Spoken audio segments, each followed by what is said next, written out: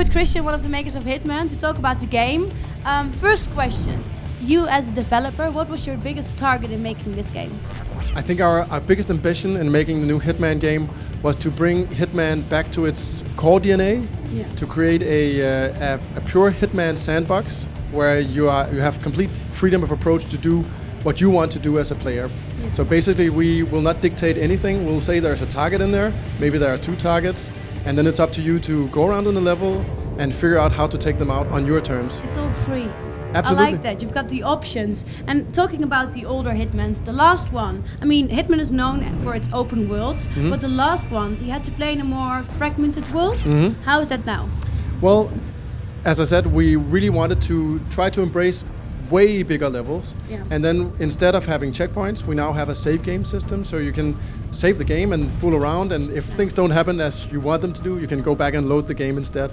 So that's a big change from Absolution. That's more relaxed actually, but you have the live targets. Absolutely. Which is very exciting because you have to kill, you have one chance to kill someone and otherwise it's over, right? So what we imagine is something along the lines of this. You have the level Paris that we shown obviously here at ED. Yeah. And what you need to imagine that if you imagine a weekend and we say, wow, there's a new target in here, you haven't seen that target before, maybe all we give you is a portrait, so you can't really see the target. You first need to find the target, you need to figure out where they're going, and then obviously, as we said, if the target gets scared and runs away, the target is gone forever. How you kill the target, you only get that one sort of try. So if it's a really crazy, brutal murder, then that's forever your record.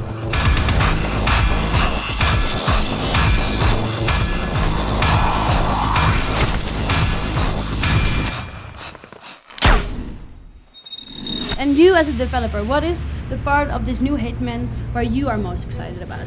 Well, I'm really excited about the promise that everything will be about freedom when you play the levels, and then I'm really excited about that we are going to travel the world with the game. So as we already talked about, we have Paris, we've hinted that you are going to Italy, we've hinted that you're going to Africa and Morocco. I heard it now. Absolutely. Yeah. And then there are obviously going to be locations beyond that as well. And I just love this feeling that, you know, it's almost a little bit like tourism. Where am I going to go? It's like traveling, yes, but a little bit different. Yes. I don't shoot people on my holidays though. I usually don't either.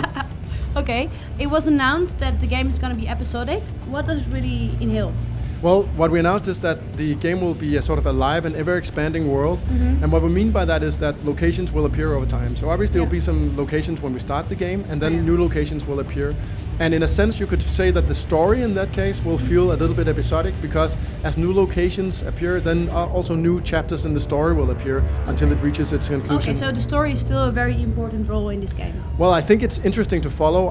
For the individual sandboxes, not so much. Then it's more about the individual story in the sandbox. Yeah. But what we're also doing beyond that, which I think is not necessarily episodic, is more live, is this feeling that there can be other missions that are not on an overarching story. It's more like a professional Hitman. And as we talked about some of these targets that appear once in a while, there are also some content that just appears, where it feels more like a live game than anything else.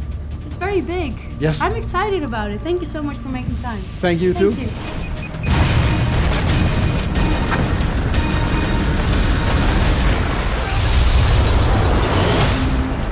Welcome to a world of assassination.